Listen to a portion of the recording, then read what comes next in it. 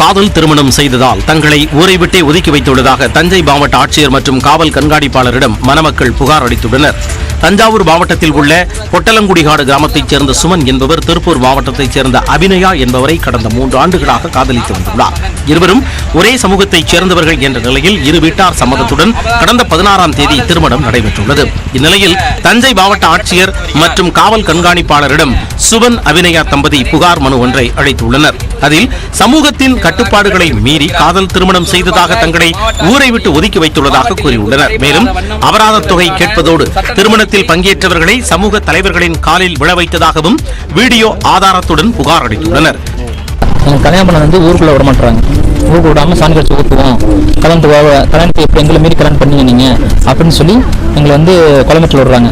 இதுக்கு மேல நீ ஊருக்குள்ள வர மாதிரி இருந்தா 15 லட்சம் அபராதம் கொடுக்குறாங்க.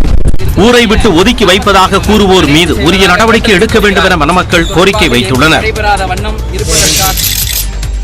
பெரம்பலூர் மாவட்டம் பாடாலூர் அருகே தனியார் பள்ளிகளுக்கு சவால் விடும் வகையில் செயல்பட்டு வரும் அரசு பள்ளி பெற்றோர்களின் பாராட்டுதலை பெற்றுள்ளது.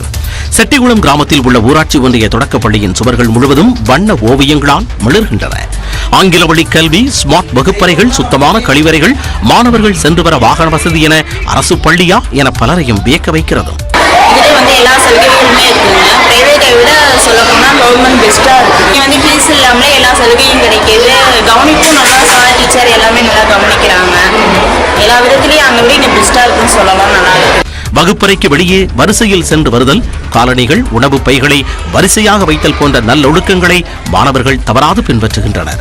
பெரம்பலூர் மாவட்டத்திலேயே அதிக எண்ணிக்கையில் அதாவது 458 மாணவர்கள் பயிலும் ஒரே அரசு தொடக்கப்பள்ளி என்ற பெருமையை கொண்ட இந்த பள்ளி பல்வேறு பரிசுகள் மற்றும் விருதுகளையும் பெற்றுள்ளது. விளையாட்டு மைதானம் இந்த பள்ளிக்கு தேவைப்படுது. பள்ளி அறைகள் எனக்கு கொஞ்சம் எங்களுக்கு தேவைப்படுது. அரசாங்கம் செஞ்சு கொடுத்தா எங்களுக்கு கொஞ்சம் வசதியா இருக்கும். செட்டிகுளம் மட்டுமின்றி நாட்டார்மங்கலம், மாவிலங்கை, தம்பிரான்பட்டி, பொம்மனப்பாடி உள்ளிட்ட சுற்றுவட்டார கிராம மக்களும் ஆர்வமுடன் தங்களது குழந்தைகளை